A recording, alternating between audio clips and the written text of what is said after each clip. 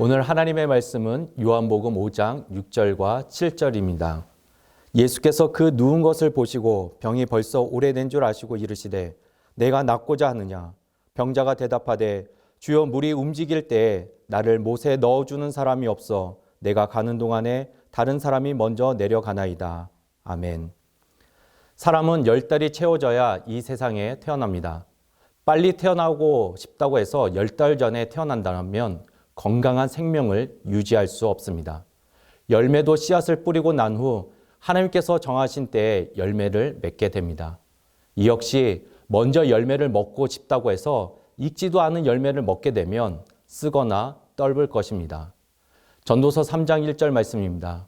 범사에 기한이 있고 천하 만사가 다 때가 있나니. 아멘.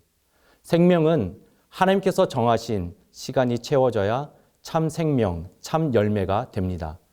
그런데 우리는 하나님께서 정하신 이 시간을 하나님의 약속과 또 성취를 기다리지 못하고 우리의 탐욕과 욕망으로 채웁니다.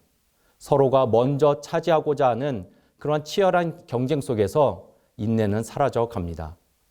독점하고자 하는 욕망 때문에 조급함과 불안함, 두려움, 때로는 거짓과 속임수로 가득하게 됩니다. 배려와 자비를 찾아볼 수 없습니다. 오늘 말씀은 병에 걸린 지 자그마치 38년이나 된 환자의 이야기입니다. 그는 베데스다 연못 곁에서 자신의 병이 낫기를 기다리고 있었습니다. 천사가 나타나 연못 물을 움직이면 그 이후에 가장 먼저 그곳에 들어간 사람은 모든 병이 낫는다는 전설 때문이었습니다. 유대인의 명절이 되어 예루살렘에 올라가신 예수님은 38년 된 병자를 보셨습니다. 그의 병이 벌써 오래된 줄 아시고 예수님은 이렇게 물으셨습니다. 내가 낫고자 하느냐? 그 병자의 마음의 갈망이 무엇인지를 물으셨던 것입니다. 어쩌면 너무나도 당연한 질문이셨습니다. 그런데 이 질문에 38년 된 병자는 이렇게 대답합니다. 주여, 물이 움직일 때에 나를 못에 넣어주는 사람이 없어 내가 가는 동안에 다른 사람이 먼저 내려가나이다. 낫고 싶다는 대답 대신에 응어진 마음을 표현합니다. 자신을 도와주지 않은 것에 대한 섭섭함, 원망, 그리고 분노와 절망 등의 마음을 쏟아 부었습니다. 베데스다 못에 물이 동할 때 가장 먼저 들어가는 자는 어떤 병이든지 낫는다는 소문 때문에 모여든 수많은 사람들 속에는 치열한 경쟁이 있었습니다. 왜냐하면 모두가 들어갔을 때 낫는 것이 아니라 오직 1등으로 들어가는 사람만이 낫는다는 소문 때문이었습니다.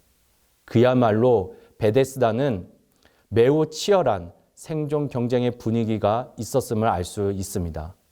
질병의 고통에서 벗어나고자 하는 사람들은 서로 앞다투어 바로 그 베데스다 못으로 내려갔기 때문에 아수라장이 되었을 것입니다.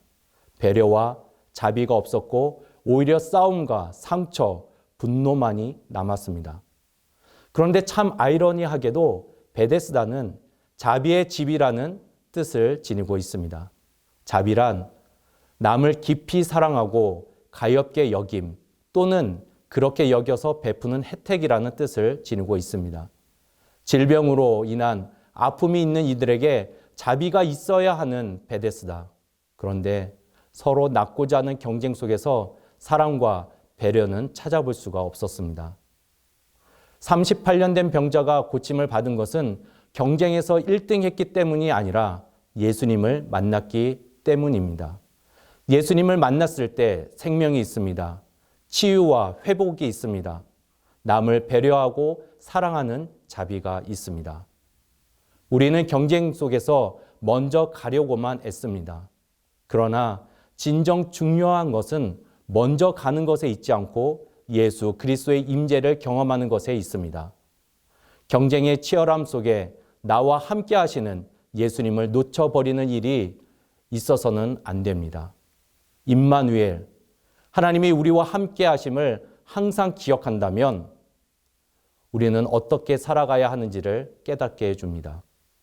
주님과 함께 하나님 사랑과 이웃 사랑으로 우리가 있는 그 처소에서 주님의 자비가 있는 진정한 베데스다의 은혜가 가득할 수 있기를 주님의 이름으로 축원합니다.